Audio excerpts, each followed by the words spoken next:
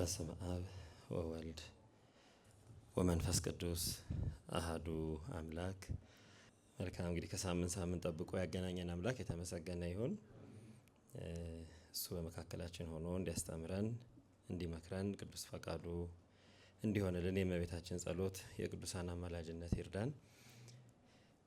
እንግዲህ ባለፈው ሳምንት ያው እንዲሁ ጠቅለል ያሉ ነገሮችን ነበር ያነሳ ነው። የኦሪየንታል ወይም የሀታ አብያተ ክርስቲያናትን ኦርቶዶክስ ቤተሰቦችን እና የምስራቅ ኦርቶዶክስ ተብለው የሚባሉትን በአጠቃላይ ያው እንዲሁ ታሪካዊ መነሻቸውን ነው። እንግዲህ ባለፈው ያልኩትን ዛሬም ደግሜ የማነሳው አሁን ወደ ጥልቅ ወደ ነበረው ሁኔታ ወደ ታሪካዊ ክስተቱ ምን አይነት አጀንዳ ውይይት አደረጉ፣ በምን አይነት ጉዳዮች ላይ ተስማሙ፣ ተለያዩ የሚለው ያው እንግዲህ እንዳልኳችሁ ረጅም ዘመን የፈጀ ጉዳይ ስለሆነ እሱን እናንተ እንድትደፍሩት እንድታነቡበት እና በእንደዚህ አይነት ጉዳዮች ላይ እንደ ኦርቶዶክስ ሲባል ሁል ጊዜ አንድነትና ልዩነት ነው የምናወራው። ግን ከዚያ ባሻገር ደግሞ ከአንድነትና ልዩነት ባሻገር በሁላችንም ውስጥ የነበሩ የታሪካዊ ክስተቶችን፣ ትውፊቶችን፣ ኦርቶዶክሳዊ ባህሎችን እነዚህ ነገሮች ማንሳት ተገቢ ስለሆነ እንደው በዚህ ርዕሰ ጉዳይ ላይ አንዳንዴ ይፈራልና እንዳትፈሩት። ብዙ ጽሁፎች አሉ በዚህ ላይ የተጻፉ። አሁንም አንዳንድ ጉዳዮች አሉ እንዲሁ አንዳንድ ሰው እንደ ታሪካዊ ክስተቶቹን እንደ መሰረታዊ የሆኑ የቤተክርስቲያን ልዩነቶች ብቻ በማንሳት መቀራረቦች እንዳይኖሩ ውይይቶች፣ የጋራ ጉዳዮችን በጋራ የመፍታት ምክንያቱም ሁል ጊዜ ቢሆን የጋራ ጉዳይ አለ። ሰው ተለያይቶም ቢሆን የጋራ የሚያደርገው መቼም በአኗኗር ውስጥ የጋራ ጉዳዮች አሉና እነዚያ ጉዳዮች ላይ መቀራረብ እንዳይኖር የሚደረጉ ነገሮች ከየትኛው አቅጣጫ እንደሆኑም ለይተን እንድናውቅ ነው። እንግዲህ ይቅርታ አድርጉልኝ፣ ይሄኛው ብሎ ስላይድ ለማስተማሪያ ለክፍልም ውስጥ የተዘጋጀ ስለሆነ እንግሊዝኛም አማርኛም ተቀላቅሎበታል። እንዲሁ ዝም ብላችሁ እንድታዩት ነው። ይሄ ባለፈው ያነሳነው ነው። ኦሪየንታል ስንል ሀታ አብያተ ክርስቲያናት ስንል ሌላ መጠሪያዎቻችን ይሄ ቄልቄዶናውያን የሆኑና ቄልቄዶናውያን ያልሆኑ የሚለውን መጠሪያዎች የሚያሳዩ ክስተቶች ናቸው። እንደዚህ አይነት ግራፎች ይታያሉ እንዲሁ በየጊዜው የት ቦታ ላይ ቤተክርስቲያን ውስጥ ከበድ ያሉ የልዩነት ሀሳቦች አንዳንድ ጊዜም አፈንግጦ ከቤተክርስቲያን ሙሉ ለሙሉ ከሐዋርያዊ ትውፊቷ የመውጣት ክስተቶች እንዴት እንደተፈጠሩ ብዙ ልታዩ ትችላላችሁ። ግን ያው ጠንቀቅ ብሎ በዚህ ማየት እንደሚያስፈልግ ለማሳየት ነው። ይህንኛው በአሁኑ ጊዜ የኦርቶዶክሳውያን አብያተ ክርስቲያናት በሰፊው ከሚገኙባቸው ቦታዎች እንዲሁ ግሎባል ካርታዎቹን ለማሳየት ነው። ይሄ ሲሰራ ቢያንስ አንድ 30-40 ዓመት የቆየ ካርታ ነው። አሁን ደግሞ እንዲሁ ሰፋ ያሉ ሚሽኖች አሉ በሌላ ጊዜ የምናያቸው። እነዚህ ባለፈው ጊዜ ያነሳናቸው ናቸው። ስለ ሶሪያ ቤተክርስቲያን፣ ስለ አርመን ቤተክርስቲያን፣ ስለ አርመን ቤተክርስቲያን እንግዲህ ኦሪየንታል ሲባል አንስተናል ይመስለኛል። እያንዳንዳቸውን አንስተናል። ሶሪያ ስንል የሲሪያን ኦርቶዶክስ ቸርች ኦፍ አንቲዮክ ወይም የሶሪያ አንጾኪያ ቤተክርስቲያን ስንል ክርስቲያኖች ለመጀመሪያ ጊዜ ክርስቲያን የተባሉባት ሀገር፣ በቅዱስ ጴጥሮስ የተመሰረተች መንበር፣ በጣም ብዙ የምናውቃቸው አሁን በቤተክርስቲያን ታሪክ ውስጥ በጣም ትላልቅ ቅዱሳን ዮሐንስ አፈወርቅ፣ ኤፍሬም ሶሪያዊ፣ ያዕቆብ ዘስሩግ፣ ያዕቆብ ዘንጽቢን፣ ጎርጎሪዮስ ነባቤ መለኮት፣ ጎርጎሪዮስ ዘእንዚናዙ፣ ጎርጎሪዮስ ቴዎሎጂያን እና ጎርጎሪዮስ ዘኑሲስ፣ ባስልዮስ ዘቂሳሪያ እነዚህ ሁሉ በታላቁ ሶሪያ የሶሪያ አባቶች የሚባሉት ናቸውና በጣም ትልቅ ቤተክርስቲያን። በእኛ በተለይ ከኢትዮጵያ ኦርቶዶክስ ጋር ብዙ ጊዜ የምናስበው ከግብጽ ጋር ያለንን ግንኙነት ነው። ግን ከሶሪያም ጋር በጣም ጥልቅ ግንኙነት አለን። በምንኩስና፣ በቅዳሴ፣ በስርዓት አምልኮ፣ በስርዓተ ማህሌት በእነዚህ ጉዳዮች ሰፊ ግንኙነቶች አሉ። በጣም ጥንት የሆኑ ማለት አንዳንዴ እንደውም በጣም ስናጠብቅ ፍሬምናጦስ ራሱ ሶሪያዊ ነው። በአባ ፍሬምናጦስ ወይም የመጀመሪያው ኢትዮጵያ ጳጳስ በትውልድ ሶሪያዊ በዜግነት ግሪካዊ ነው የምንለው። ግሪኩ የግሪክ ዘመን ስለሆነ ዜግነቱ ግሪክ ነው፣ ግን ትውልዱ ሶሪያዊ ነው። ትልቋ ሶሪያ ስትባል ማለት ነው። ያው በትናንሽ ስንቆርጦ አሁን ሊባኖስ ምናምን ሲባል አሁን ተከፋፍለው ያሉት እንዳሉ ሆነው ማለት ነው። ትውፊቱ የሶሪያ ትውፊት የሚባል ነው። አንዳንዴ ቅዱስ ፓትርያርኩ ስለ ሶሪያ ሲናገሩ የአራማይክ ቋንቋ ለሁለት ቋንቋዎች ምንጭ ሆኗል። ለሂብሩ አራማይክ እና ሲሪያክ አራማይክ የሚባሉ አሉና የክርስቶስ የተናገረበት ቋንቋ ሲሪያክ አራማይክ ነው ተብሎ ይታመናል። ጌታችን ያስተማረበት ቋንቋ እና የክርስቶስን ቋንቋ የሚናገሩ ህዝቦች ይባላል። አሁን አለመስራት፣ አለመተዋወቅ፣ አንዳንድ ጉዳዮች ላይ ያሉ ነገሮች ታላቋ ሶሪያ የመጀመሪያው እንግዲህ ክርስቲያን የተባሉባት አንጾኪያ ቤተክርስቲያን አሁን በጣም ከባድ ችግር ካለባቸው የኦሪየንታል አብያተ ክርስቲያናት ውስጥ አንዷ ናት። በጣም ብዙ ስደት ካለባቸው ማለት ነው። በቁጥርም ደረጃ በየጊዜው እየቀነሱ አሁን ከ1.5 ሚሊዮን በታች ያለ ቁጥር ያላት ቤተክርስቲያን የሶሪያ ቤተክርስቲያን ናት። ትንሹ የሚባለው ማለት ነው። ትልቋ ቤተክርስቲያን አሁን በእኛ ዘመን በህዝብ ቁጥርም ትንሿ ነች እና እነዚህን ያው በየርዕሳቸው የምታገኙት አርሜኒያ ሲባል አርሜኒያን ኦርቶዶክስ፣ ሁሉም ኦርቶዶክስ የኦሪየንታል ወይም ማህታ ቤተ ክርስቲያናት የምንላቸው በኦርቶዶክስ ትውፊት ውስጥ ብቻ ሳይሆን በመላው እንደው ክርስቲያን በሚባለው ትውፊት ውስጥ ዋና ዋና የምንላቸው ነገሮች የተሰሩባቸው ናቸው። አርሜኒያን ቤተ ክርስቲያን በአሁኑ ጊዜ አርሜኒያ ዋናው አርሜኒያ የሬቫን ወይም ኤችሚያድዘን የምትባለው እናት መንበር የምትባለው እሷ ሆና አርመኖች 4 መንበር ውስጥ ነው ያሉት። ሊባኖስ ቂልቅያ መንበር የሚባለው የሲሊሲያ ግሬት ሃውስ ኦፍ ሲሊሲያ የሚባለው የቂልቅያ መንበር አለ። የኢየሩሳሌም ፓትርያርክ አርመናዊ ፓትርያርክ አለ። እንደገና ኢስታንቡል ደግሞ ቱርክ ውስጥ ሌላ ፓትርያርክ አለ። ይሄ በታሪክ ውስጥ የተፈጠሩ ጉዳዮች የፈጠሩት ክስተት ነው። አርሜኒያ ሲባል ግን ቶሎ ብሎ አይምሯችሁ ውስጥ የምትመጣው ቅድስት አርሴማ ናት።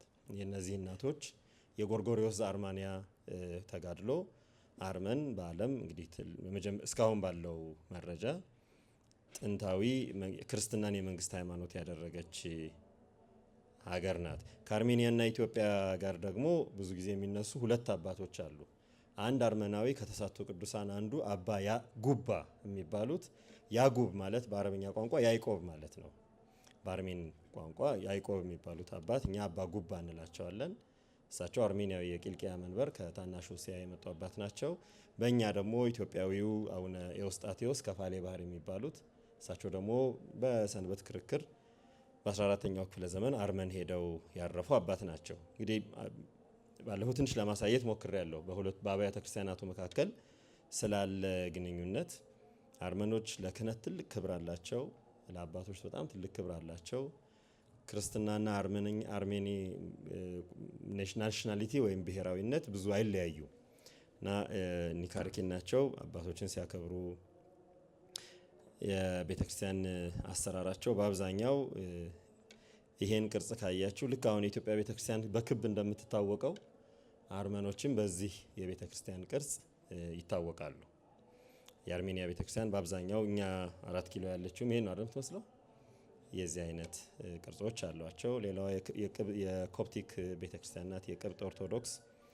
የግብጽ ኦርቶዶክስን ኦፊሻሊ ሲጠሩ አሌክሳንድሪያን ኦርቶዶክስ ቸርች ኦፍ የአሌክሳንድሪያ ኮፕቲክ ኦርቶዶክስ ቸርች ነው የምንለው። አሌክሳንድሪያን ኮፕቲክ ኦርቶዶክስ ቸርች የኮፕቲክ ኦርቶዶክስ ቤተክርስቲያን በአሌክሳንድሪያ ተብሎ ነው የሚጠራው። ያው እንግዲህ ስለ እስክንድሪያ ብዙ ስለምናውቅ ብዙ አንድ መንበርም ስለሆን ብዙ ማለት አያስፈልግም።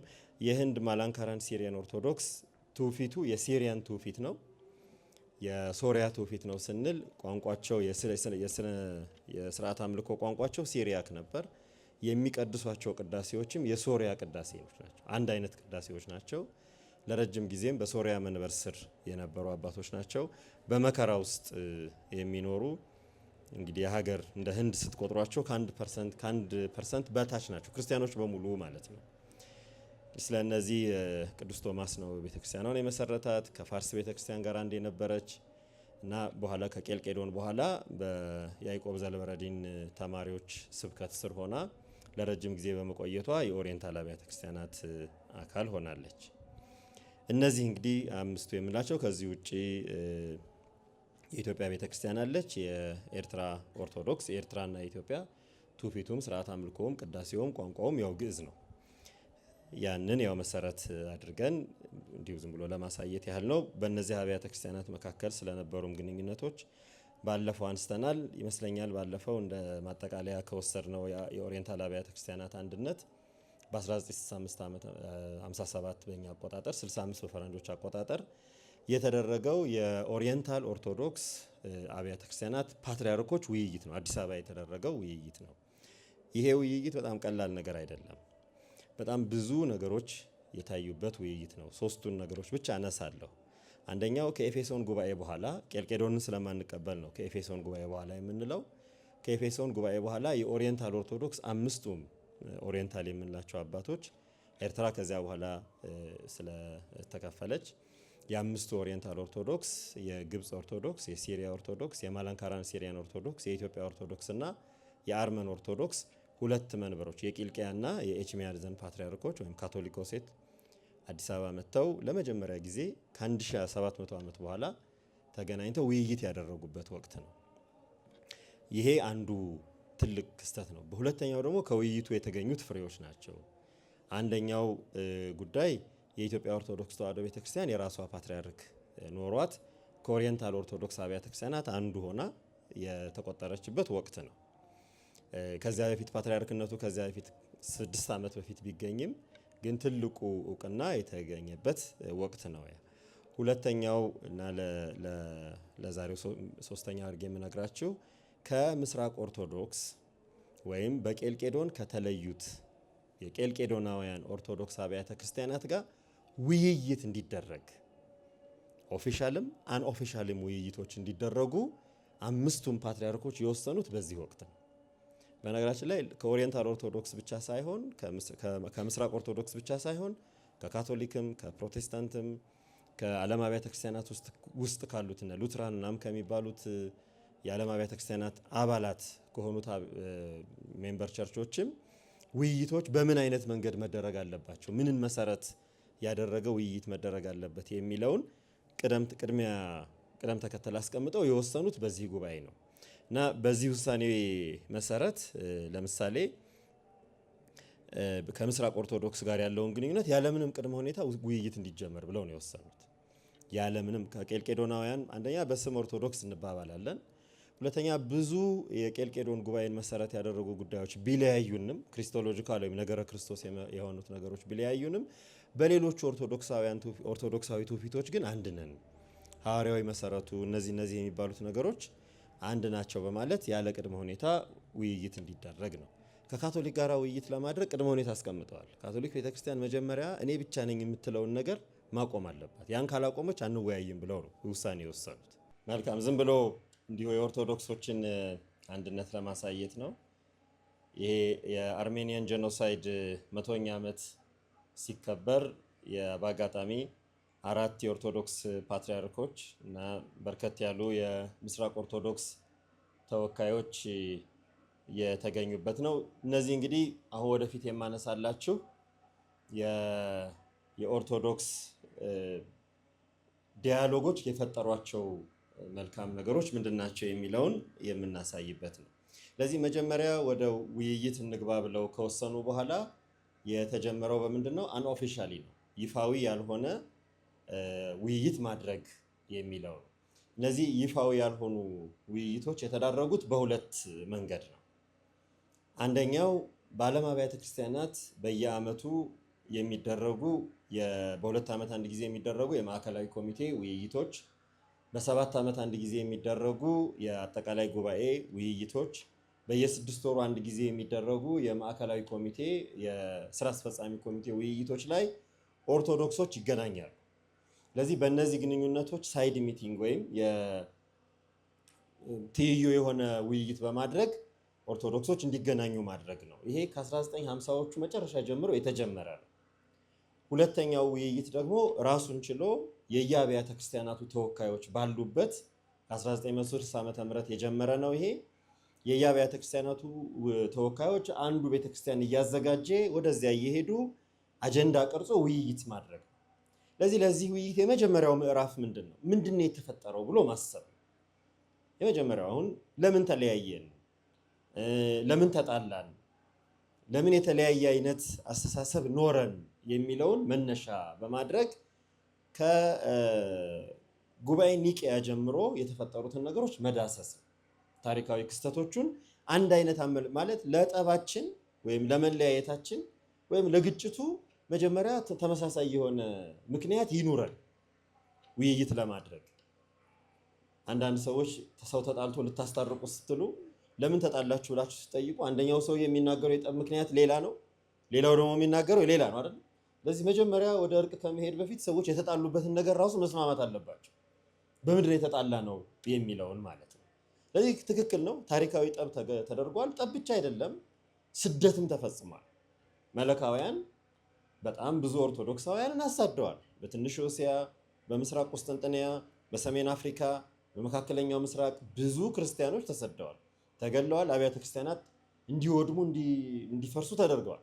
እነዚህ አውጣኪያውያን እየተባለ ስም እየተለጠፈ ብዙ ችግር ተፈጥሯል። ስለዚህ ይሄ በቀላሉ የሚሻር ነገር አይደለም። አሁን እኛ ቤተ ክርስቲያን የዲዮስቆሮስ ነገር እስካሁን ከወዳችን አልወጣም አይደል?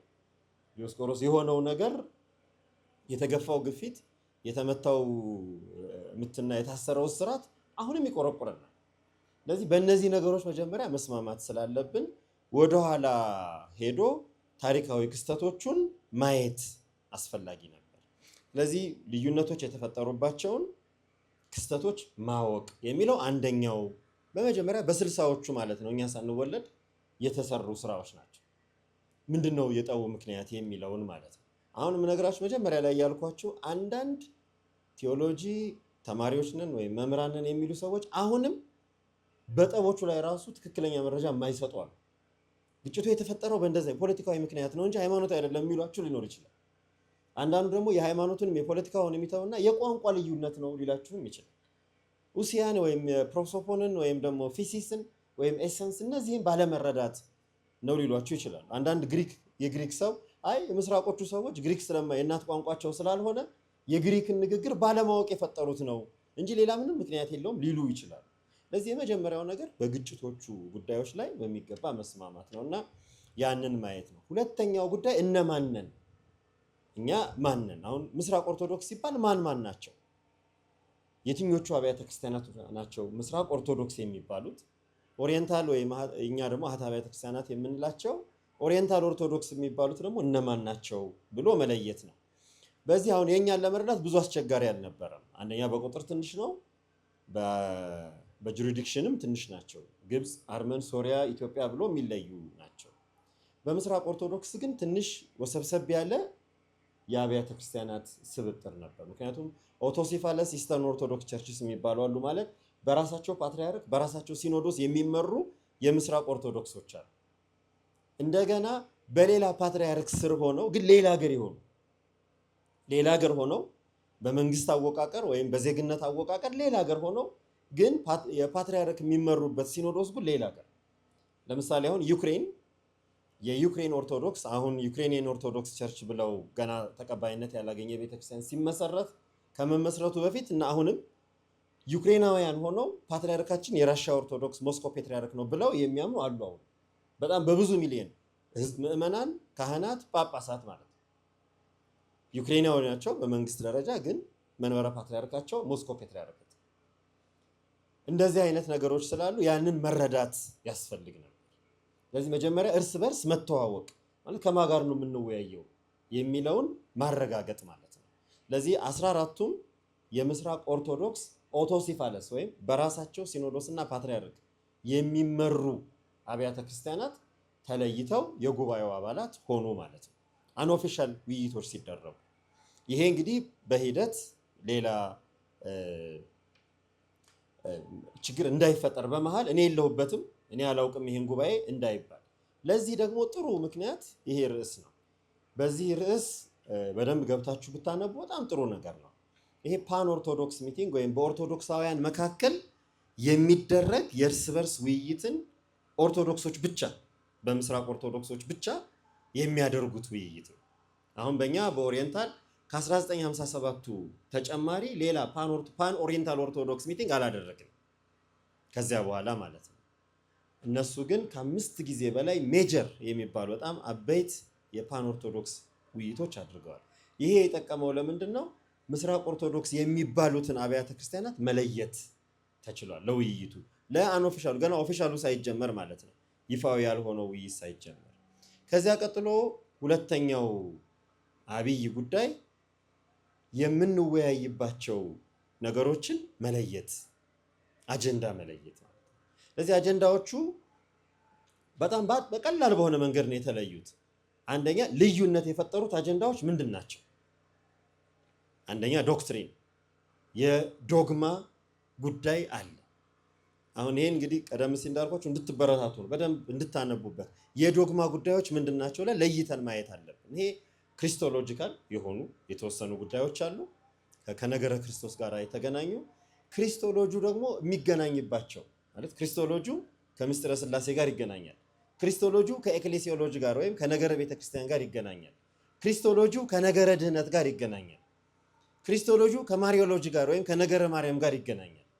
ስለዚህ ከነዚህ ጋር ትስስርነት ወይም ትይይዝ ያላቸውን የዶግማ ጉዳዮች ወይም የዶክትሪን ጉዳዮች ዶክትሪን ኦፍ ፌዝ ማለት ነው፣ የእምነት ዶግማዎች ላይ ተለይቶ ማውጣት በምን ጉዳዮች። ስለዚህ መጀመሪያ ልዩነቱ ላይ መወያየት እንድንችል ማለት ነው። አሁን የምናባብለው ነገር የለም። እስኪ ቆይ አንድ በሚያደርገን ነገር መጀመሪያ እንመቻች ምናምን የሚባል ነገር የለም። በቀጥታ ልዩነቱ ላይ መጀመር፣ አንደኛ ቅድሚያ የሚሰጠው ፕራዮሪቲ አጀንዳ እንዲሆን ማድረግ ማለት ነው። ሁለተኛው የውይይት አጀንዳ ሪሴፕሽን ኦፍ ካውንስልስ ማለት የትኞቹን ጉባኤዎች ነው የምንቀበለው። ምክንያቱም አንዳንድ ጊዜ ለምሳሌ ዲዮስቆሮስን ያወገዙበትን ጉባኤ ልንቀበል አንችልም፣ ሎካል ቢሆንም ወይም ደግሞ እኛን በተሳሳተ መረጃ የተሳሳተ ስም የሰጡባቸውን ጉባኤዎች እኛ ልንቀበል አንችልም፣ ሎካል የሆኑትን ጉባኤዎች ማለት ነው። ወይም አድያማዊ የሆኑትን ጉባኤዎች። እንደገና ዓለም አቀፍ ጉባኤቶቹም ላይ ስምምነት፣ አሁን እኛ ቄልቄዶንን ተቀበሉ ብንባል የተለያየንበትን ጉባኤ ልንቀበለው አንችል። እንደገና እነሱ ከኛ ከተለይተው ከወጡ በኋላ የሰሯቸውን ዓለም አቀፍ ጉባኤያት የሚሏቸውን ጉባኤዎች እንደ ዓለም አቀፍ እኛ የሌለንባቸውን እንደ ዓለም አቀፍ ጉባኤ ልንቀበል አንችል። ስለዚህ ይሄ የውይይት አጀንዳ ሆነ ማለት ነው። መቀበል አለብን የለብን የሚለው ላይ መወያየትና አቋም መያዝ ስላለበት። ሶስተኛው ጉዳይ የአስተዳደራዊ ወይም ሃይራርኪ፣ የዚህ ማዕርጋት የሚባል ማንኛው ቤተክርስቲያን አብሮ ከየትኛው ቀድሞ ተገኘ፣ ማንኛው በየትኛው አብሮ ሲቀመጡ ማን ቀድሞ ይናገራል፣ ማን ይሰበሰባል፣ እነዚህ የሚባሉ አስተዳደራዊ ጉዳዮች አሉ። እቺ ነገር ትንሽ ልንገራችሁ። ለምሳሌ የመጀመሪያዎቹ ኒቂያ ጉባኤ ሲደረግ አራቱ መናብርት ተብለው የተሰየሙትና እኛም ፍትሐ መንፈሳዊ ላይ አንቀጽ 54 ላይ ሆነን የተቀመጡት የምታዩቸው ሮም፣ አሌክሳንድሪያ፣ አንጾኪያ፣ ኢየሩሳሌም መንበሮች ይባል ነበር በሮማን ኪንግደም ውስጥ ማለት ነው። ከዚያ በኋላ ቁስጥንጥንያ ጉባኤ ላይ 381 ላይ ሲመጣ ሌላ መንበር ተፈጥሯል። ማለት ቆስጠንጢኖስ ሮም የነበረችው መናገሻውን ትቶ አዲሲቷ ሮም ቁስጥንጥንያን መስርቷል። ወዲያው ታላቁ ቆስጠንጢኖስ ማለት ነው። የቄሳርን ስርዓት አፍርሶ የሃይማኖት ነፃነት አውጆ አዲስ መዋቅር፣ አዲስ የፖለቲካ አስተሳሰብ ስለፈጠረ ካፒታሉን የመንግስት መናኸሪያ ሮምን ትቶ ዋናዋን ቀድሞ የነ ጁሊየስ ሲዛር ጀምሮ የነበረችውን ትልቋን ሮም እስከሱ ዘመን የነበረችውን ማለት ነው ትቶ ቁስጥንጥንያ ሌላ መንበር መስርቷል። በዚያም ምክንያት በቆስጠንጢኖስ ምክንያት ነው ቁስጥንጥንያም የተባለችው። ስለዚህ ቁስጥንጥንያ ትልቅ መንበር ሆናለች። ስለዚህ በሮምና በአሌክሳንድሪያ መካከል ሁለተኛ መንበር ሆና መጣች። ስለዚህ አራት መንበር የሚለውን ለመጠቀም ኤፌሶን ኢየሩሳሌምን የክብር መንበር አድርገው ሮም፣ ቁስጥንጥንያ፣ አሌክሳንድሪያ እና ማን ሆነ አልተነሱም አላየሁም። መምሬ ነው እንኳን ደህና ይመጡ።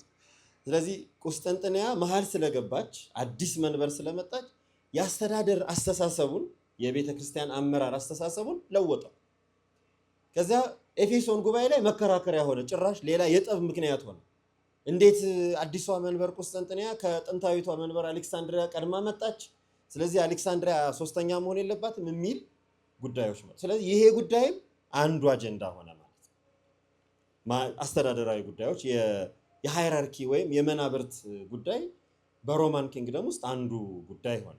ከዚያ ሌላው አራተኛ ጉዳይ ረጅም ዘመን ተለያይተን ቆይተናል። ብዙ ችግሮች አሳልፈናል። አንዱ አንዱን አሳዷል። በዚያ ላይ ስንረጋገም፣ ስንበሻሸቅ፣ ስንወነጃጀል ረጅም ዘመን አሳልፈናል። ቅዳሴዎቻችን ሲፈተሹ የኛ ቅዳሴ የምስራቅ ኦርቶዶክስን አባቶች ያወግዛል። አውግዞ ነው ራሱ የሚጀምረው አንዳንዱ ቅዳሴ ማለት ነው። የኛ ጸሎቶች ውስጥ ሊዮ ይወገዛል፣ ፍላቪያኖስ ይወገዛል። በጣም ብዙ የምስራቅ ኦርቶዶክስ አባቶች ውግዘት አለ። የነሱ ቅዳሴም ውስጥ ዲዮስቆሮስ ይወገዛል። ሌሎች የኦሪየንታል ሳዊሮስ አንጾኪያ፣ ያዕቆብ ዘልበረዲ እነዚህ ይወገዛል ቅዳሴያቸው ውስጥ ማለት ነው። ስለዚህ ምን ተፈጥሯል ማለት ነው? ስነ ጽሁፋችን ውስጥ የስርዓት አምልኮ መዛግብቶቻችን ውስጥ ችግሮች እነዚህ ነገሮች ተካተዋል። ስለዚህ አሁን ችግር እንፍታ ብለን ውይይት ብናደርግም ስንፈታ ይህንንም ማሰብ አለብን። ህዝቡ ውስጥ ሰርጿል። ቅኔ መምህራን ውስጥ ቅኔ ተቀኝተውበታል። የዜማ መምህራኑ ዜማ ደርሰውበታል። ስለዚህ ምንድን ነው መሆን ያለበት ብሎ ይሄም የውይይት አጀንዳ ሆነ። እነዚህ ነገሮች የተቀረጹት አንኦፊሻል ቅድም ያልኳችሁ ይፋው ያልሆነ ውይይት ሲደረግ። ስለዚህ አሁን የምታስቡት ይቻላል። ሰዎች ቁጭ ብለው እንወያይ ካሉ ብዙ ነገር ነው የሚለያያቸውን ነገር አጀንዳ አድርገው መወያየት ይችላሉ። ከዚያ በኋላ ይሄንን ሴት ካደረጉ በኋላ ለመተዋወቅ ያህል አንኦፊሻል ውይይቱ ላይ ነው። ብዙ ደግሞ እኮ ሳንተዋወቅ ግን አንድ አይነት ሁኔታዎች የነበሩን ነገሮች ነበሩ። እነዚህም ፖይንትስ ኦፍ ዩኒቲ ብለው የጋራ ጉዳዮች አሉ። ከተወሰኑት ውስጥ ለምሳሌ እስከ ቄልቄዶን ያሉትን 3ቱን ጉባኤዎች እኩል እንቀበላለን። ኒቂያን የማያከብር የለም። አይታችኋል። አሁን 1700ኛ ዓመቱ ሲከበር ኒቂያ ላይ የሮም ፖፕ ሁሉ ሳይቀር ተገኝተው ነው ያከበሩት። ቁስጥንጥንያን የማያከብር የለም፣ ኤፌሶንን የማያከብር። ስለዚህ ሶስቱን በመቀበል አንድ ነን። አንድ የጋራ የሚያደርግ ነገር ተገኘ።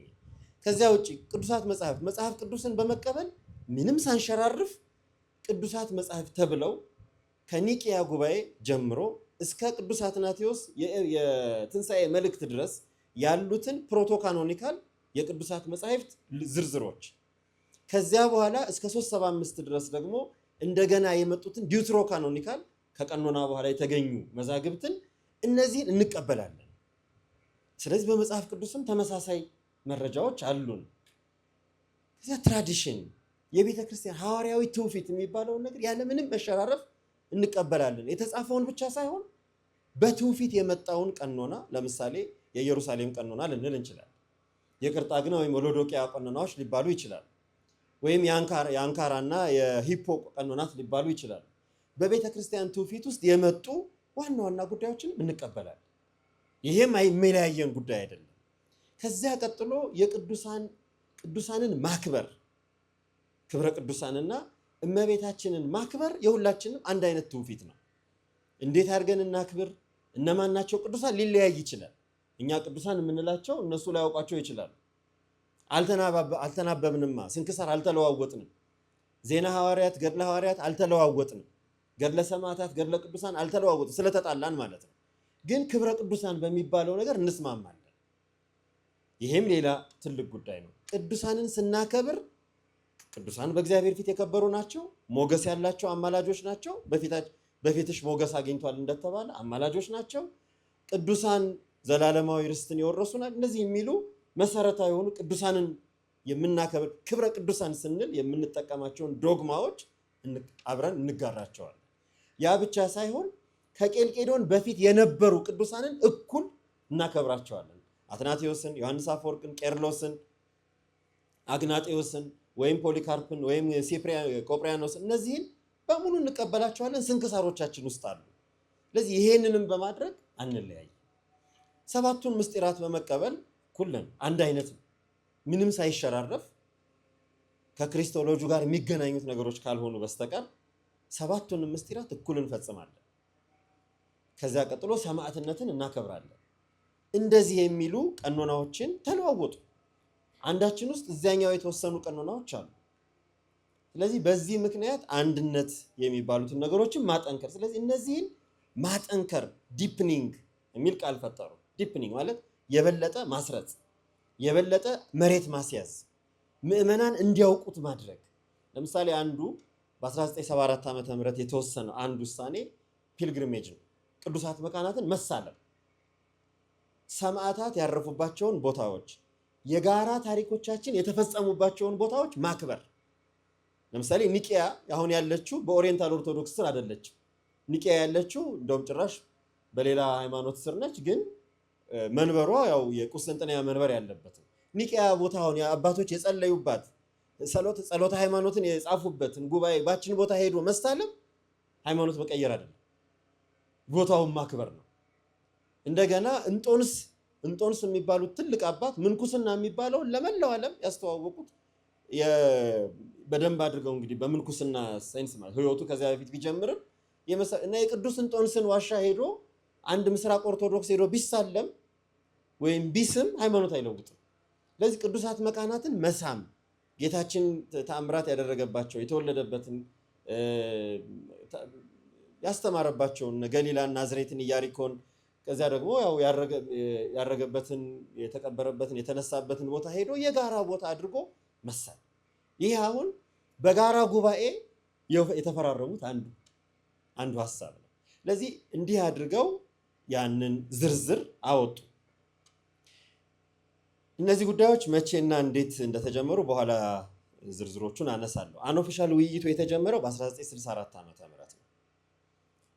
አንኦፊሻል ውይይቱ የተጀመረው በፈረንጆች አቆጣጠር ነው። ከዚያ በኋላ ቀጠለ። በ1967 እስከ 71 ድረስ ቀጥሏል።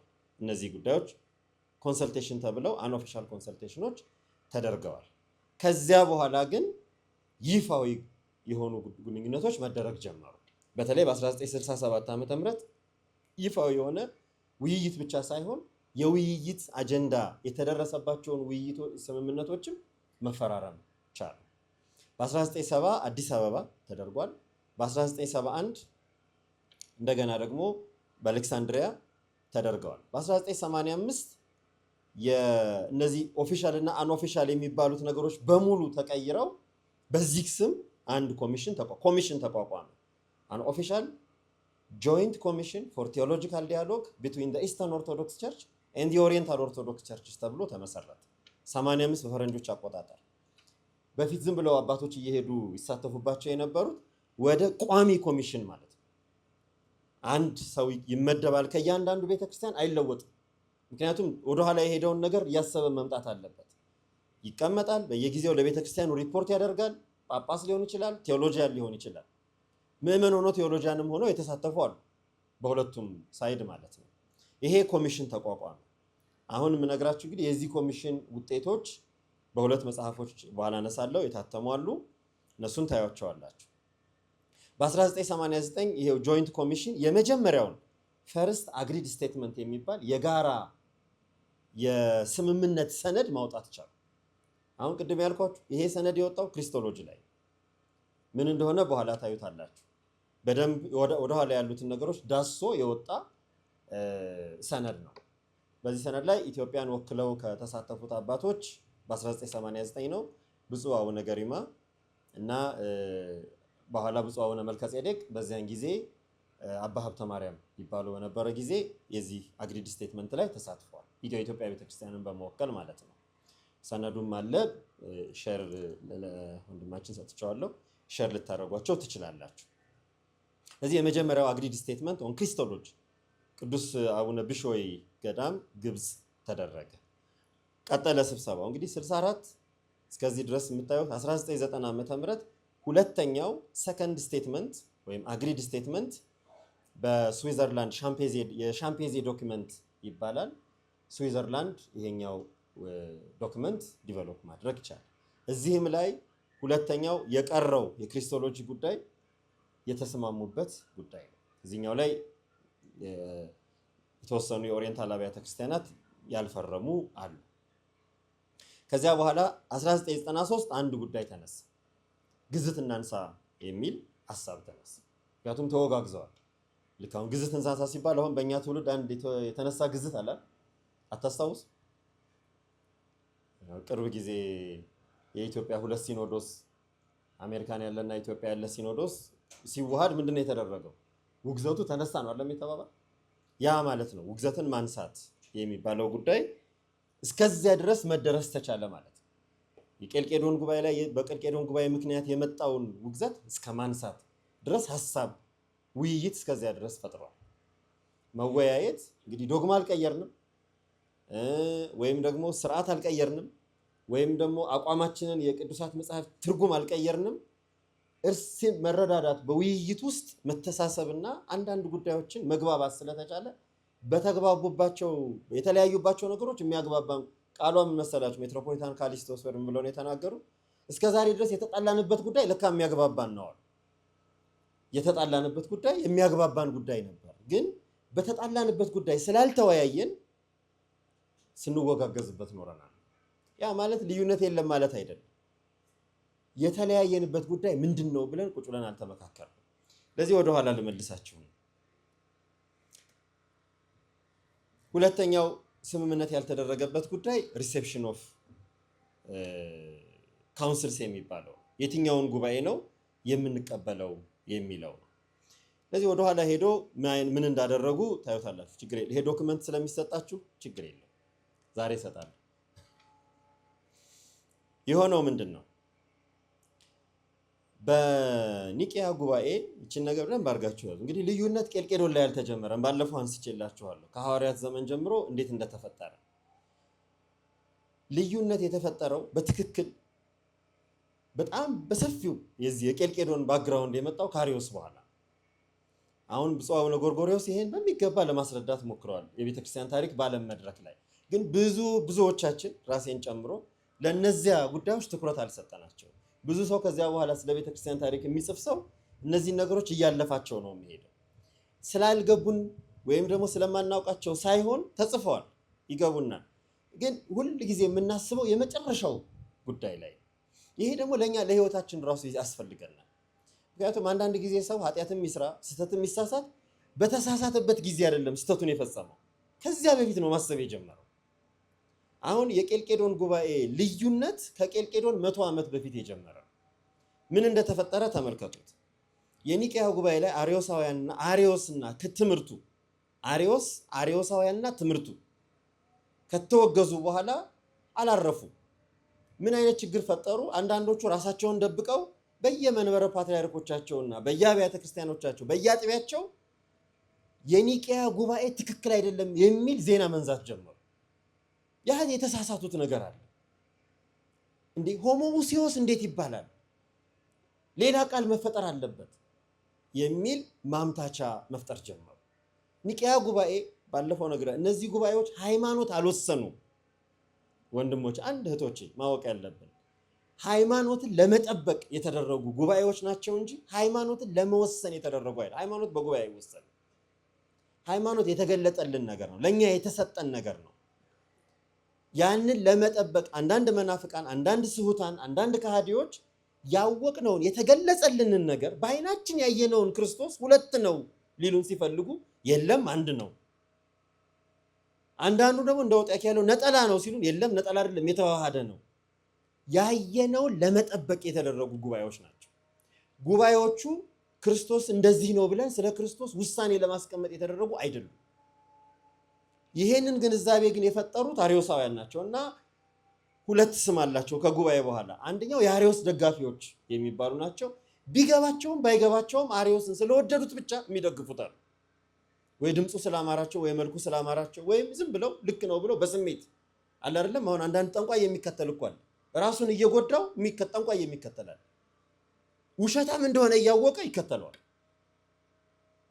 ታውቃላችሁ ይሄን የሚያደርጉ ሰዎች በቃ ዝም ብለው ጠንቋይ የማፍቀር ልምድ ስላላቸው የሟርት ፍላጎት ስላላቸው ዝም ብለው ጠንቋይ ይከተላል።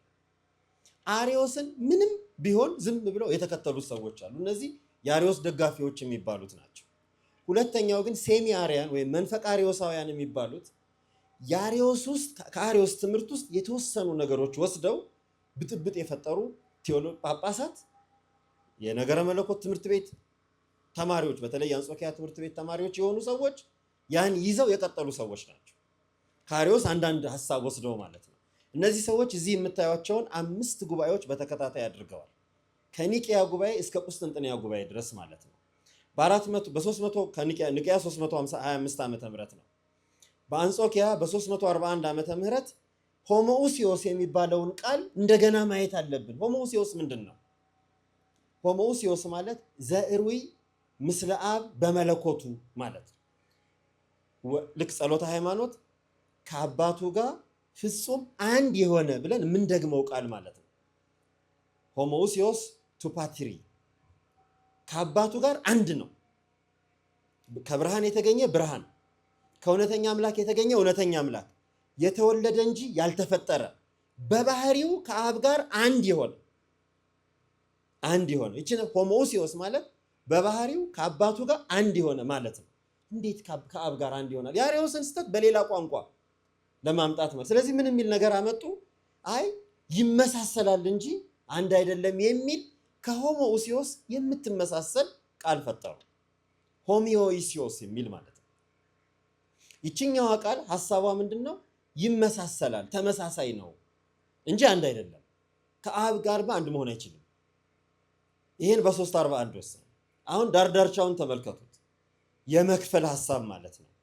ከዛ ቀጠሉ፣ አላቆሙም። እስከ 360 የቁስጥንጥንያ የራሳቸው እነዚህን ጉባኤዎች አንቀበላቸው እስከ 360 ድረስ ተከታታይ ውይይቶች አድርገዋል። the same being the same essence with the father ዘሩይ ምስለ አብ በመለኮቱ የሚለውን ቃል መሸርሸር ማለት ነው። ይሄ የኒቅያ ውሳኔ ነው። ከብርሃን የተገኘ ብርሃን ነው። ከእውነተኛ አምላክ የተገኘ እውነተኛ አምላክ ነው። የተወለደ እንጂ ያልተፈጠረ ነው። በባህሪው በሁለንተናው ከአብ ጋር አንድ ነው። አብ የነበረበት ወልድ ያልነበረበት ዘመን የለም። የአርዮስን ቃል ለመሻር ማለት ነው። አብ አባት በመሆን ወልድን አይቀድመውም አይደል የሚለው ቅዳሴ። አብ አባት በመሆን ወልድን አይቀድመውም። እቺ የኒቅያ ጉባኤ ውሳኔ ነች። ትምህርቱን ነው። አንድ ነው ስንል ምን ማለታቸው? በቅድምና አይቀዳደሙም፣ በጥንተ ህላዌ አይቀዳደሙም። አብ የኖረበት ወልድ ያልኖረበት ዘመን የለም። በሁሉም ዘመን አብረው ነበሩ። ለዘመኑ ጥንት የለውም፣ ዘመን አይቆጠርለትም። በዚህ ዘመን ጀመረም አይባልም። ሁሉንም አብ ወልድ መንፈስ ቅዱስ ይሄንን መሸርሸር ጀመሩ፣ የአርዮስ ደጋፊዎች ማለት ነው። በዚህ የሚከተሉ ሰዎችም ያው የተወሰኑ የታወቁት ሰዎች አሉ። በተለይ የአንካራው ባስሌዮስ፣ የሎዶቅያው ጎርጎሪዮስ በጣም የታወቁ ናቸው። ታች የምታዩት መቅዶኒዮስ ማሴዶን ጳጳስ ነው። ባለፈው እንደነገርኳችሁ መንፈቀ አርዮሳዊ ነው። ከዚህ ግሩፕ ውስጥ ነው፣ ግን ጳጳስ ነው። ስለዚህ የአርዮስን ሐሳብ ለወልድ የሰጠውን ሐሳብ ወደ መንፈስ ቅዱስ አሻግሮ ብጥብጥ ፈጠረ። በሱ ምክንያት ሁለተኛው ጉባኤ ቆስጠንጢኖስ መጣ። ይሄ ጉባኤ በደንብ ስለተረዳ መንፈቀ አርዮሳውያንን በደንብ ስለተረዳ እነዚህ ሶስት አባቶች የቆጶዶቅያ አባቶች የሚባሉት ጎርጎሪዮስ፣ ባስሌዮስ እና ጎርጎሪዮስ ሁለቱንም ለመምታት ማለት መንፈቀ አርዮሳውያንንም መቅዶኒዮስንም የሁለቱንም ጥያቄ ለመመለስ ሲሉ የኒቅያ ጉባኤ ውሳኔን እንዳለ ወስደው በመንፈስ ቅዱስም እናምናለን የምትለውን የጸሎተ ሃይማኖታችን ላይ ያለችውን ስለ መንፈስ ቅዱስ ያለችውን አስቀመጡ። ስለዚህ በሁለት ነገር ነው ቁስጥንጥንያ ላይ የተደረገው። አንደኛ የኒቅያ ጉባኤን ዲፌንድ አደረጉ፣ ጠበቁ። የኒቅያን ውሳኔ በደንብ አድርገው አረጋገጡ። ከዚያ ቀጥሎ ያንን ሐሳብ በደንብ እንዲቃወም የምስጢረ ሥላሴን ትምህርት በሚጠብቅ መንገድ ውሳኔ ያስቀመጡ። ግን ጉዳዩ በዚህ አላቆመም። ጥያቄው ግን ቀጥሏል። አሁንም በየቦታው እየተሰበሰቡ አንዳንድ ሐሳቦችን ማምጣትን አላቆሙም። ስለዚህ ነው ንስጥሮስ የቁስጥንጥንያም የኒቅያም ውሳኔዎችን አንድ ላይ አበላሽቶ በወልደ እግዚአብሔር ላይ ጭራሽ መከፈልን ፈጥሮ በደንብ አሻሽሎ ማለት ነው። የአርዮስንም የመቅዶኒዮስንም በደንብ አሻሽሎ በፓትርያርክ ደረጃ አሳድጎ ማዕረጉን ማለት ነው ከፍ አድርጎ በጣም ፊሎሶፊካል ያደረገ መስሎ ግን በጣም ግልጽ የሆነ ማለት ነው። እንደነ አርዮስና እንደ መቅዶኒዮስ ብዙም የተጨረበረ አይደለም። የንስጥሮስ ግልጽ የሆነ ክደት ነው። እመቤታችን በወለደችው ላይ የእግዚአብሔር ልጅ አደረ። ለዚህ ተዋህዶ የሚባል የለም፣ አንድነት የሚባል ነገር የለም። እመቤታችንን ወላዲት አምላክ ማለት አንችልም። ዝም ብላችሁ ሂደቱን ስታዩት የዚያ ሂደት ነው። አሁን እየተሻሻለ መልክ እየቀየረ የመጣው ስተቱ ነው። ያ ስተት ነው ወደ ቄልቄዶን ብዙ ተደጋፊዎችን አንድ ላይ ሰብስቦ በቃል ይነግሩናል። ይሄን የቄርሎስን እኮ ሐሳብ እንቀበላለን። አሁን የቅዱስ ቄርሎስ ውሳኔ ኤፌሶን ጉባኤ ላይ ንስጥሮስ በተወገዘበት ጊዜ ሁሉንም ወደኋላ የነበሩትንም ሁሉ መልስ የሰጠ ለንስጥሮስም መልስ የሰጠ ወደፊት ለሚመጣውም በቃ የምናዜመውን ዜማ የምንቀድሰውን ቅዳሴ ነው ጽፎልን ያስቀመጠልን ቅዱስ ቄርሎስ። አሃዱ ህላዌሁ ለቃለ እግዚአብሔር ስግው ሰው የሆነ አምላክ ክርስቶስ አንድ ባህሪ ነው። በቃ ይሄን አስቀምጡ። ከዚህ በኋላ እንግዲህ ቄልቄዶን ያደረገው ምንድነው? ይሄን በተለየ መንገድ ለመረዳት መሞከር ነው። ልክ አርዮስን በተለየ መንገድ ይዘው እንደመጡ መቅዶኒዎስን በተለየ መንገድ ይዞ እንደመጣው ንስጥሮስ እዚህም ላይ ያንን ውሳኔ በተለየ መንገድ ፈልገው ለክርክር አቀረቡ። ለዚህ የመጀመሪያው ጉዳይ ይሄን መለየት ነው። ጉባኤዎቹ ላይ አንዱ ጥያቄ በኦሪየንታል አብያተ ክርስቲያናት የቀረበው ጥያቄ ቅዱስ ቄርሎስን ትቀበላላችሁ ወይ? እንቀበላለን። የቅዱስ ቄርሎስን የሃይማኖት ውሳኔ ትቀበላላችሁ ወይ? የትምህርት ውሳኔው እንቀበላለን። ስለዚህ አንድ ባህሪ የሚለው እንቀበላለን የሚለው ሐሳብ ከዚያ መጣ ማለት። ለዚህ ግን አንድ ባህሪ ስንል ምንድን ነው? በምን መንገድ ነው ይሄን የምንቀበለው? ለዚህ ባህሪ የሚለው እንዴት ነው የምንተረጉመው? አሁን በተለይ የግዕዟ ህላዌ በጣም በቃ ፈተና የሆነ ቃል፣ ምክንያቱም ሁሉንም የሚጠቀልል ነው። አካልንም፣ ባህሪንም፣ ህላዌንም ሁሉንም ጠቅልሎ በደንብ አድርጎ የሚያስቀምጥ ቃል አስቸጋሪ የሆነ ነው። አንድ ካቶሊካዊ አባየለ ተክለ ሃይማኖት የሚባል ሰው ስለዚህ ቃል ሲናገር ኢትዮጵያውያን በጣም አስቸጋሪ ቃል አላቸው ህላዌ የሚባል ብሎ ጽፏል። ሁሉንም ነገር በዚያ ጠቅልሎ ማስረዳት የሚችል ቃል ማለት ነው። ኤግዚስተንስ፣ ህላዌ ኤግዚስተንስ ነው፣ መኖርን ነው የሚመለከተው። የባህሪንም መኖር የአካልንም መኖር ገልጾ የሚያስቀምጥ ማለት ነው። ስለዚህ እነዚህ በዚህ ጥልቀት ማየት ተቻለ። ሁለተኛው አሁን እዚህ ምርምር ውስጥ ሳይወጣ ቄርሎስን ተቀብለናል ካልን በኋላ ደግሞ ቀጥሎ የነሱ ጥያቄ ምንድን ነበር? አውጣኬን አንድ ባህሪ የሚል አውጣኬ ነው። ከአውጣኬ በምንድን ነው የምትለዩት? እንግዲህ ሳያውቁት ቀርተው አይደለም። ሳያውቁት አለመቅረታቸው ሌሎች ሰነዶች አሉ በኋላ ማሳያቸው። ግን አሁን እኛን ለማውገዝ እንደ ምክንያት የቆጠሩትና ለማሳደድም እንደ ቃል የተጠቀሙት አውጣኪያውያን አሁንም ይላሉ። ሞኖፊሲስ ማለት ሞኖ የሚለውን ቃል ከተጠቀሙ በሌላ ቋንቋ አውጣኪያዊ ማለት ነው። የአውጣኪ አስተሳሰብ እኛ ያወገዝ ነው ገና በዲዮስቆሮስ ጊዜ። ዲዮስቆሮስ ነው ራሱ ነጠላ አውጣኪ የሚለው ነጠላ ባህሪ ነው። አንድ ባህሪ ሳይሆን ነጠላ ባህሪ። እንግዲህ አንድነት በሁለት መንገድ ይመጣል። አንደኛው በነጠላነት ነው። ሁለተኛው ደግሞ በመዋሃድ ነው። ነጠላ ማለት ሲንግል። አውጣኪ የሚያስበውና የሚናገረው ነጠላ ባህሪ ነው። ሞኖ የሚለው የግሪክ ቃል የሚያመለክተው ነጠላነትን ነው። ሞኖፊሲስ አንድ ነጠላ ባህሪ፣ አንድ ነጠላ ባህሪ፣ ሌላውን ሁሉ አጥፍቶ አንድ ብቻ ያለው ማለት ነጠላ። ስለ ውህደት አይደለም። ለዚህ መለኮት ባህሪ ትስብእትን የስጋን ባህሪ በሙሉ አጥፍቶ ውጦ እንዳለው እሱ አስዩም አድርጎ ቃሉ የተጠቀመው በአንድ ባህሪ ነው የከበረው ብሎ ማሰብ ማለት ነው። ይህንማ ልንል አንችልም።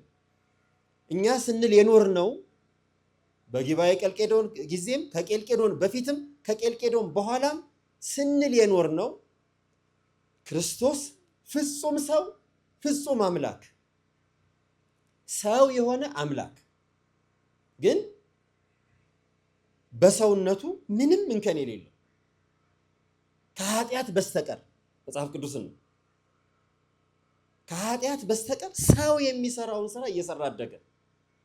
በሰውነቱ ምንም አይነት የጎደለ ነገር የለውም። በበህቅ ልህቀ እንዘ ይገብር ከመሰብ ዘእንበለ ኃጢአት በኃቲታ እንደ ሰው የሚሰራውን ስራ እየሰራ አደገ ከኃጢአት በስተቀር። ስለዚህ ከኛ ጋር በሰውነቱ ምንም አይነት ልዩነት የለውም። እንደገና ደግሞ ፍጹም አምላክ ከአምላክነቱም ሳይጎል ሰው በመሆኑ ከአምላክነቱ አልጎደለም፣ ከአምላክነቱ አልተለየም። ባህሪ መለኮት አይከፈልም። ከዚያ ባህሪ መለኮት ፈጽሞ አልወረደም፣ አላነሰም። ይህን ስንል ነው የኖር ነው። ቅዳሴያችንን አዩ። ማህሌቶቻችን በሙሉ እንደሱ ናቸው። ቅኔው፣ ስነ ጽሁፉ በሙሉ ይሄን ነው የሚለው። ስለዚህ እኛ እኮ ስንላችሁ የኖር ነው አውጣኬ ነው ስንላችሁ የኖር ነው የሚል ነገር ነው። ስለዚህ ነጠላ የሚለውን አውጣኬን ማውገዝ የሚለው ሐሳብ በተለይ የሚገርማችሁ አባ ጊዮርጊስ ዘጋስጫ መጽሐፈ ምስጢር ላይ አንድ ሙሉ ምዕራፍ አውጣኬን የሚያወግዝ ምዕራፍ አላቸው። ሙሉን ይሄ የዛሬ 600 ዓመት የተጻፈ ማለት ነው። ያን ጽሁፍ ብፁዕ አቡነ ጎርጎርዮስ ሲያቀርቡ አቴና የተደረገ ጉባኤ ላይ በጣም ነው የተደነቁት። በጣም ማለት ነው። በ1978 ዓመተ ምህረት ይመስለኛል 77 ወይም 78 ዓመተ ምህረት ላይ ነው ያቀረቡት እና ወረቀቱም ታትቧል ያቀረቡት ወረቀት እና አሁን ምን ሆነ ማለት ነው?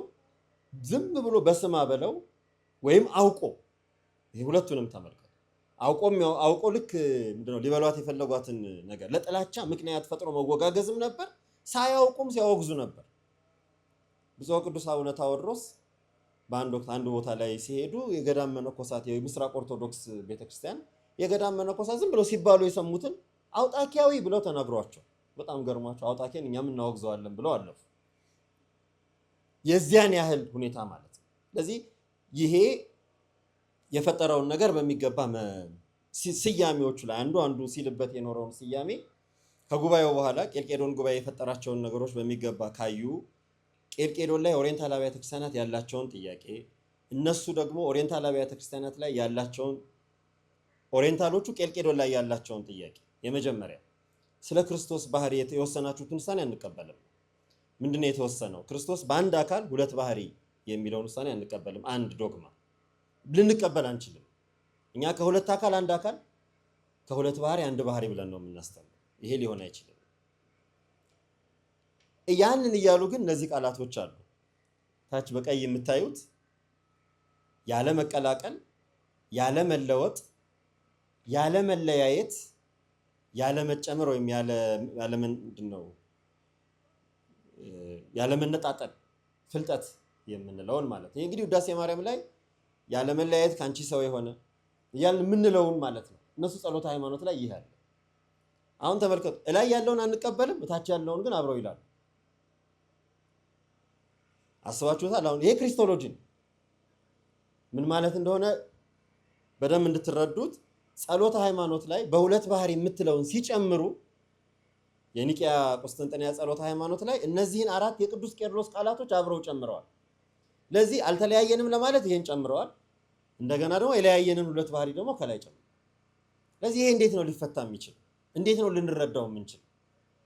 እዚህ አሁን ክሪስቶሎጂካል ዶክመንቱ ከዚህ ተነስቶ የነገረ ስጋዊው ሰነድ ከዚህ ተነስቶ መፍትሄ ሊያመጣ ይገባዋል ማለት ነው። ቀጣዩ ጉዳይ ሁለተኛው ጉዳይ የጦማረ ሊዮን የምንለው የሊዮ ቶም ኦፍ ሊዮ የሚባለው ደብዳቤ ነው።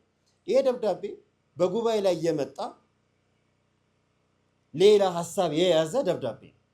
ስለዚህ ይሄን ደብዳቤ ልንቀበል አንችል። እንደውም አይደለም ጦማሩን ሊዮን ራሱ ሲያወግዙን የኖሩት የኢትዮጵያ ቤተክርስቲያን አባቶች ሊዮን የአንዱ እንደ አሪዮሳዊ እንደሚባለው ሊዮን መቀበልና አሪዮስን እንዳንድ ሲያዩ ነው የኖሩት። ስለዚህ ይሄም አንዱ ጥያቄ መልስ የሚፈልግ ጥያቄ ነው። ሶስተኛው በምስራቅ ኦርቶዶክስ ዲዮስቆሮስ የሰበሰባቸውን ጉባኤዎች የሰደቧቸው ስድቦች አሉ። እኛ ልክ ጉባኤ ከለባት እንደምንለው እነሱም ጉባኤ ከለባት ያሉት ጉባኤ። ስለዚህ ይሄንስ እንዴት ነው የምናስበው የሚል ጥያቄ። አራተኛው ዲዮስቆሮስን ኢፍትሃዊ በሆነ መንገድ ዲዮስቆሮስን ከመንበሩ አግዘው ለብዙ መከራ ዳርገዋል። እንደ ወንጀለኛ ቆጥረው ብዙ ስቃይ አድርሰዋል። ይሄም አንዱ ሊለያየን የሚችልና መፍትሄ የሚገባው ግልጽ በሆነ ነገር ማስቀመጥ ማለት ነው። ውይይቶቹ ሲደረጉ መሸፋፈን የሚባል ነገር የለም፣ በግልጽ ማስቀመጥ ማለት ነው። አምስተኛው ከቀደም ሲል የነገርኳችሁ መንበርን የሚመለከት ይሄኛው መንበር ይቀድማል፣ ይሄኛው መንበር ይከተላል። እነዚህ አሁን እኛ አራት መንበር ስንል አሁን በምስራቅ ኦርቶዶክስ አምስት መንበር ነው የሚሉት፣ አምስት መንበሮች ነው የሚሉት። እኛ ኳትሪያርኪ ስንል እነሱ ፔናርኪ ነው የሚሉት። እነዚህ አይነት ጉዳዮች ልዩነት የፈጠሩ ማለት ነው። የመጨረሻው የምንቀበላቸው ጉባኤዎችን ከማንቀበላቸው ጉባኤዎች መለየት። ሶስቱን እንቀበላለን፣ ከሶስቱ ውጭ ያሉትን አንቀበልም። አሁን ቀላል እንዳይመስላችሁ ፓትሪያርክ ሲሾም ጳጳሳት ሲሾሙ አንዳንድ ትምህርት ቤት ላይ አሁን የሰዋስወ ብርሃንም ቅድስት ሥላሴ መሐላ ይፈጸማል አይደል? እጃቸውን አንስት መሐላ ላይ እነዚህ ቃላቶች አሉ። ሶስቱን ጉባኤ ብቻ ነው የምንቀበለው። ይሄ ሆን ተብሎ ይገባል። ከዚያ በኋላ ያሉት ሃይማኖት የለወጡ ጉባኤዎችን አንቀበልም የሚለው። ቀጥሎ የተፈጠረው ነገር እንደ ዳሰሳ የታየው ሄኖቲኮን ባለፈው አጠር አድርጌ አንስቼላችኋለሁ። ሄኖቲኮን የሚለው ቃል የግሪክ ቃል ነው። ሄኖቲኮን ማለት የአንድነት ሰነድ ማለት ነው። ይሄ ሰነድ በጣም አስፈላጊ ሰነድ ነው በውይይቱ ውስጥ ማለት ነው። ለምን? በዚህ ሰነድ ውስጥ የኛ ሐሳብ በወቅቱ 451 ዓመተ ምህረት ልዩነት ተፈጥሮ 482 ላይ ስንት ዓመት በኋላ ማለት ነው? 31 ዓመት በኋላ ማለት ነው አይደል? ከ31 ዓመት በኋላ ዜኖ የሚባል የሮም ንጉስ ሁለቱን ለማቀራረብ ምክንያቱም ችግር ተፈጠረበት። በሱ በመንግስቱ ላይ ክፍፍል ተፈጠረ፣ ስደት ተፈጠረ። አንዳንድ ግብጽ ቤተክርስቲያን፣ ሶሪያ ቤተክርስቲያን አመጽ ተፈጠረ። ይሄ ሁሉ በሮም ግዛት ስር ነው። ለዚህ ምን አመጣ? ጉባኤው ላይ ያሉ መሰረታዊ ነገሮችን ይዞ ለማስታረቅ ሄኖቲኮን አዘጋጀ። ሄኖቲኮን ለሌላም ነገር ይጠቅማቸዋል። ምን ማለት መሰላችሁ? ሰው ሲጣላ የሁለቱንም ሰዎች ሐሳብ ትሰማላችሁ። በግሪኮች ባህል ማለት ሁለቱን ሐሳብ ትሰሙና ለሁለቱም ማቀራረቢያ ይሆናል ብላችሁ ያሰባችሁትን ነገር የስምምነት ሰነድ ይዘጋጃል። ከዚያ ያኔ ስምምነት ሰነድ ለሁለቱም በግልጽ ይሰጣል። እዚህ ላይ የማትስማሟቸውና የምትስማሟቸውን ለዩልን ይባላል እና አስታራቂ ሽማግሌ ሄኖቲኮን የሌለው ሽማግሌ አያስታርቅም ይባላል። ሄኖቲኮን ማስታረቅ ሐሳቦችን አንድ ላይ ማድረግ። በጣም ሰዎች ተጣሉ ብላችሁ ያላችሁ ሰዎች እስኪ ሐሳባችሁን የተጣላችሁበትን ግለጹ ስትሏቸው ላያመጡ ይችላሉ። ስለዚህ የተጣሉት እንደው ዝም ብሎ መልኩ አላማረኝም አይነት ነገር ይሆናል እንጂ የሚያጣላ ሐሳብ ላይኖራቸው ይችላል። ለዚያ ብሎ ነው ዜኖ ሄኖቲኮን አዘጋጅቶ አቀረበ። በእርግጥ ሄኖቲኮኑ በወቅቱ ተቀባይነት በኦርቶዶክሳውያኑ ተቀባይነት ቢያገኝም በላቲን ቤተክርስቲያን ግን ተቀባይነት ስላገኘ ሳይሳካ ቀረ። ሄኖቲኮኑ ግን አንድ ነገር ነገረ።